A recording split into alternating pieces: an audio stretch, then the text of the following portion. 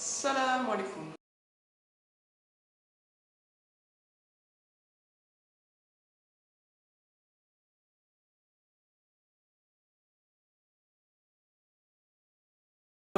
La gobe, cette idéologie idolâtre. Alors, qu'est-ce qu'il y a, quelle est la part d'idolâtrie dans le sunnisme? Eh bien, c'est la vénération de Omar, principalement.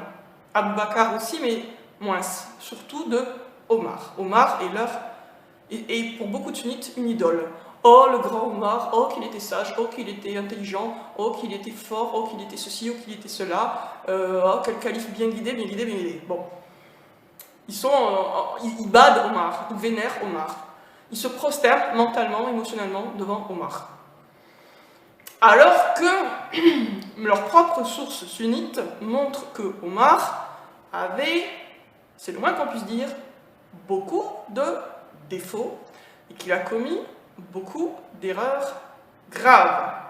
Et si à cet point précis de la vidéo vous vous dites que je ne suis pas du tout bien coiffé, eh bien vous avez parfaitement raison, je le revendique et je l'assume. Enfin, je ne le revendique pas, mais je l'assume. Donc, je reviens sur le sujet. Omar avait beaucoup de défauts graves, il a commis des erreurs, voire plus que des erreurs, des choses plus graves que de simples erreurs, on y reviendra.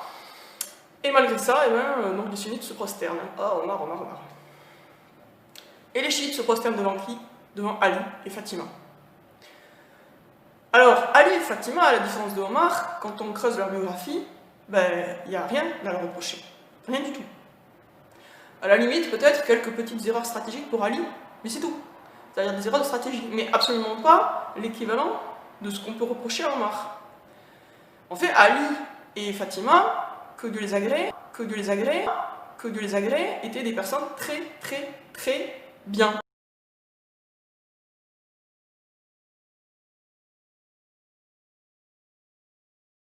Donc, bah forcément, là j'ai fait le lien, parce que j'ai remonté dans la conversation, je me suis aperçu qu'en 2017, il y a vraiment longtemps, c'était ce même profil, visiblement fake, qui m'avait fait part d'un de ses rêves sur Metmati en tant que compagnon du Mahdi.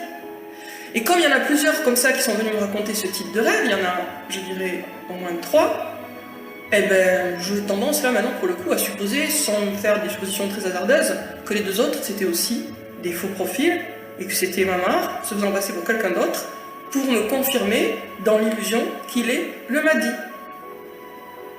C'est tellement, comment dire, intelligent, constructif comme démarche, et ça montre aussi une telle lucidité sur soi-même.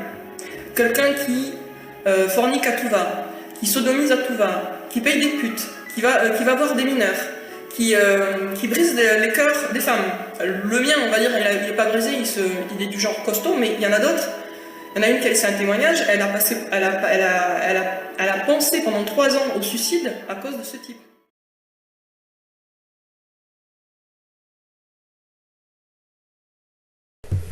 Que la paix soit sur vous, chers Gaulois et chères Gauloises. Alors aujourd'hui, je vais m'essayer un exercice nouveau. Je vais essayer de faire un rêve éveillé en l'enregistrant directement.